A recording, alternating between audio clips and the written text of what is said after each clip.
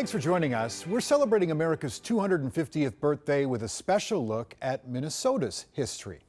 Although we were not yet a state in 1776, there's a lot to learn about the lands that would later become Minnesota. When you think of what defines Minnesota today, like the mall, the sports, the industry, none of that was here during the birth of the United States.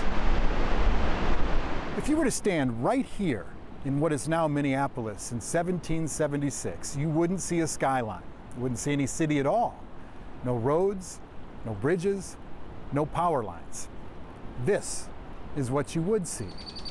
Oak and maple woodlands, tall prairie grass, the sounds of birds and buffalo, all mixed in with the great star of the show, the St. Anthony Falls. The Falls of St. Anthony looked very different. They were a stone bench over which a huge cascade of water fell. There were islands at the base of it. British explorer Jonathan Carver documented his travels through what is now Wisconsin and Minnesota in the 1760s. His book became a bestseller. This is how he described the falls. We could distinctly hear the noise of the water a full 15 miles before we reached the falls. When I approached this astonishing work of nature, a more pleasing and picturesque view cannot, I believe, be found throughout the universe. At that time, Dakota people inhabited the southern half of the region, the Anishinaabe or Ojibwe, the northern half. The closest European settlements at the time were Prairie du Chien, Mackinac, and Montreal. The area that we call Minnesota today was often referred to by the Dakota as Minnesota Makoche, by the Ojibwe as Gamanazadi Kag. The land honestly looked very different than it does today. You know, in the 1700s, snowshoes were a requirement to get around across the state, not a recreational luxury like they are today. Minnesota in the 1770s was a really happening place. This was land that was claimed by the British Empire, but it was really controlled by Dakota people and Ojibwe people who had been for more than a century trading furs with first the French and then the English. There were established trading posts in places like Grand Portage and Fond du Lac near present-day Duluth. European traders would also travel to native villages to swap manufactured kettles, tools, and guns for native furs. And these interconnected waters were the MSPs, I-94s, and strip malls of the time. This is another major place of spiritual and historical significance in Minnesota. This way is the Minnesota River, and over here is the Mississippi River. This is the exact point where they converge. It's known as Pike Island today, but to the Dakota it is called Bedote, and it is the epicenter of the Dakota origin story. There's a particular creation story that's tied to Bedote, which talks about us coming from and being from the center of the universe. And that's where Bedote is from, and that's where our creation story, where we came down from the stars. It still holds that significance to Dakota people. What you want to achieve is a kind of a perfectly level surface. And if you want to see what Dakota villages looked like, this is the place. So far as we really know, there are no other sites like this because, in fact, it's never been cultivated, it's never been disturbed. Near Red Wing, anthropology professor Ron Shermer is leading a team of researchers to excavate this 1,000-year-old Dakota village, known as the Bell Creek site. This river that runs right past here, the Canyon River, that's where it gets its name. Rivière de Canots, river of canoes. That's what they would have seen that 250 years ago. Canoes everywhere. At that time, there would have been more people here than kind of in the area that we now think of as downtown Minneapolis. The land purchased by the Prairie Island Indian community in 2019 contains tools and 68 known burial mounds. When you bury your ancestors somewhere, that is your connection to them. The average Minnesotan doesn't have to think about this, but Dakota people residing here in Minnesota do. To the east, a new nation is being born. But the story in Minnesota, 1776, is a native one. But that story got a lot more complicated as European empires laid claim to the land from thousands of miles away. So who claimed it? And how did it eventually become part of the United States? That part of the story when we come back.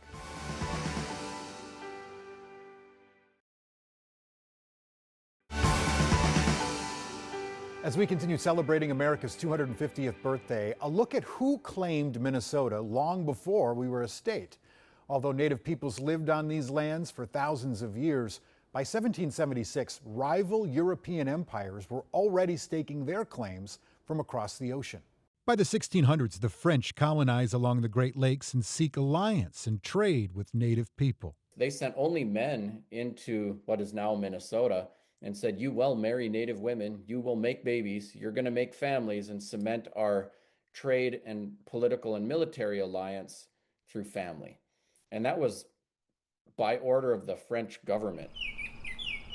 By the mid-1700s, this region becomes a global bargaining chip. Natives still occupy the land, but France claims it. After France loses the French and Indian War, all the land west of the Mississippi River is given to Spain. That's the Minneapolis side.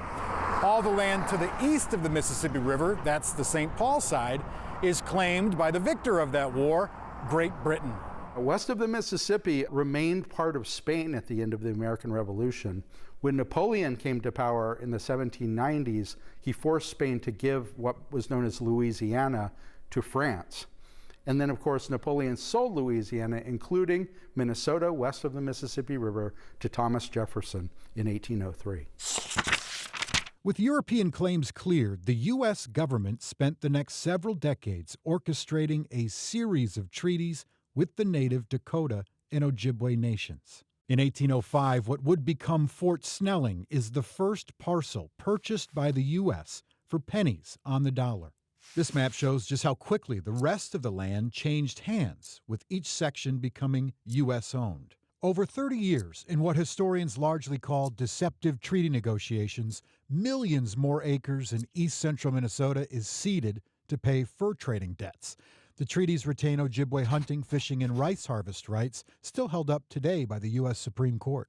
By 1851, eastern bands of the Dakotas are pressured to cede all of southern Minnesota except reservation land on the Minnesota River. By 1855, the Ojibwe do the same in the north. In half a century, 50 million acres of native land become the 32nd state of the Union in May of 1858. And that story continued to evolve as well. The waves of migration that made Minnesota what it is today, next.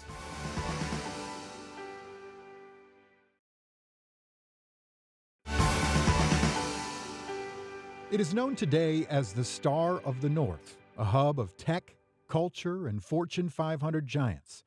But the story of the land we call Minnesota is an ever-shifting story of migration. It's always true that there are new groups coming into Minnesota, and it's always true that somebody is a little freaked out by that. That was true in the 1860s and 1870s, it was true in the 1920s, and in some cases it's true today as well. Going back 250 years, Minnesota, as it would become, was home to many indigenous populations. The Dakota in the south and west, the Ojibwe in the north, with smaller numbers of Ho-Chunk, Iowa, Cheyenne, and others moving through the territory. A lot of times people look at the history of the United States of America and they start maybe with the first French fur trader, British occupation or American conquest. But there were tens of thousands of years of history here. Before that, that's indigenous history. European settlement started first with explorers, then fur traders from France and England. After the U.S. Revolution, a series of treaties would open up the Minnesota Territory to white, Yankee, and European settlement. According to the Minnesota Historical Society, from 1850 to 1860, the population grew from 6,000 to 170,000. As late as 1855, Native Americans constituted the majority of Minnesotans. But that changed in the mid-1850s as large waves of immigrants and migrants, mostly from places like Germany and Scandinavia, began to move and take up farmlands in Minnesota. Logging and mining booms and free federal land from the Homestead Act turned Minnesota into a European melting pot. Chinese immigrants traded racism from the West Coast for the cold of the upper Midwest. Liang Mei-sin, who escaped a brothel in San Francisco, is documented as the first Chinese-born woman to reside in Minnesota. By 1890, an astonishing 40% of the state's population was foreign-born. The national average, 11%. And you could find foreign language newspapers in German and Swedish and Norwegian and Polish. All of these languages are being spoken in the schools and in homes and in places of business. We were an immigrant community from the beginning of the state. With new routes established, immigration slowed in the early 20th century. Anti-immigrant nativism arose during World War I, along with the 1917 Immigration Act from Congress requiring literacy tests and a ban on immigrants from much of Asia. But over the next few decades, Mexicans displaced by the Mexican Revolution came to Minnesota, as did African Americans fleeing the Jim Crow South. By the 1920s, you see neighborhoods like North Minneapolis, you see neighborhoods like Rondo up here, as African Americans begin moving into the cities, but also into small towns as well, places like Moorhead, where they're establishing themselves as small business people.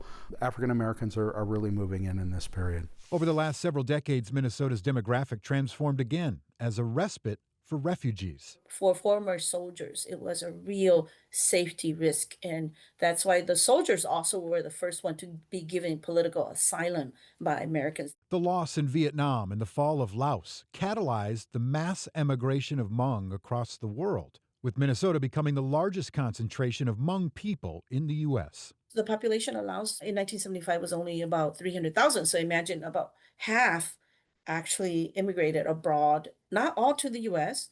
They went to France, to Australia, Canada, but the majority did come to the US. In the 1990s, the Twin Cities became home to the largest Somali population outside Somalia.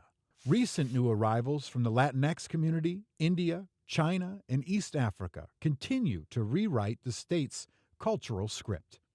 When it comes to our state's history, the Minnesota History Center is the place to be, but not typically in the way Boyd Hooper is going to show you next.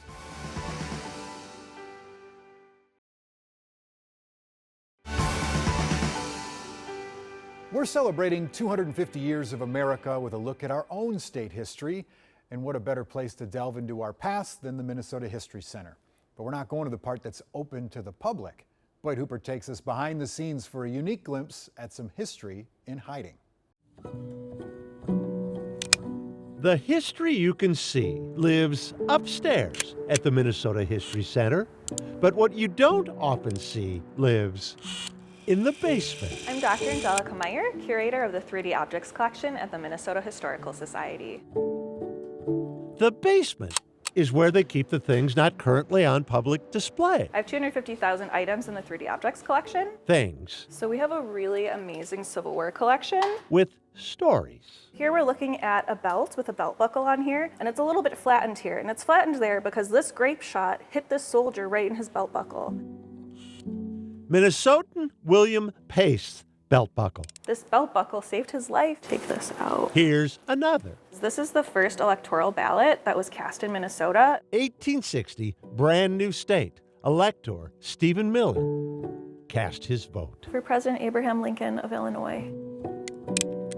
Stories of immigrants who arrived with trunks We can see Swedish-American line. and We've got his name here. their humanity. He started here as Beautiful Jay, Niles, and then, I'm running out of space. Who today can't relate? Right? When you address an envelope to someone. I am Dr. Katie Mollerud, the Curator of Archaeology at the Minnesota Historical Society.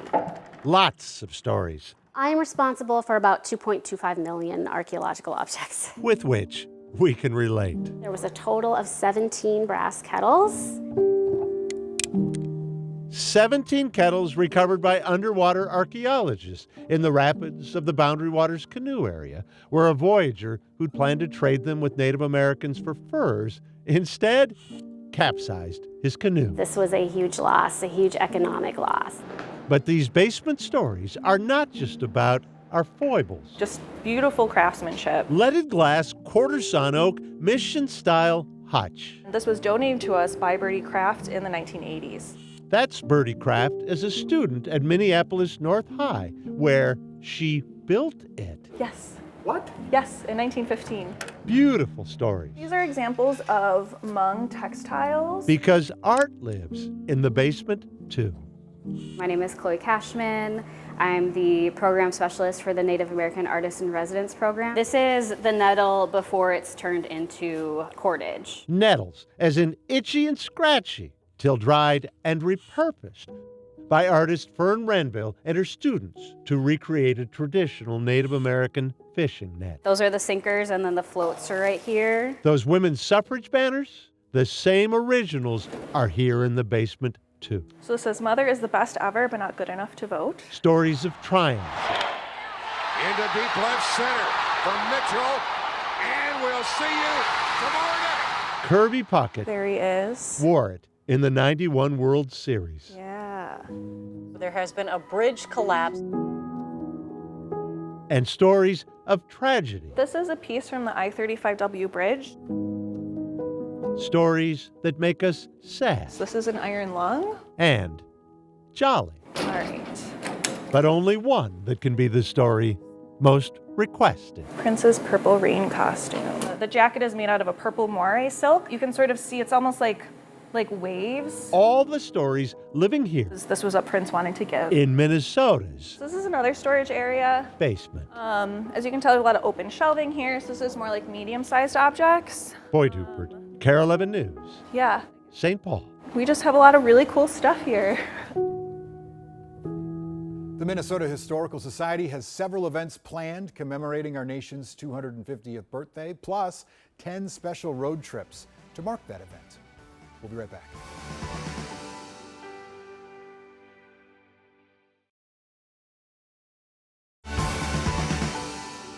We end the special with the recognition that, of course, Minnesota's history is so much more detailed and nuanced than what we were able to present here, from Native peoples and settlers to immigrants and refugees from around the world. We also know Minnesota's story is still being written, and it's not just our state. We have a look at how communities across the country are celebrating the nation's birthday, and you can find these special America 250 programs streaming now on our app. I'm Chris Arabsky. Thanks for watching.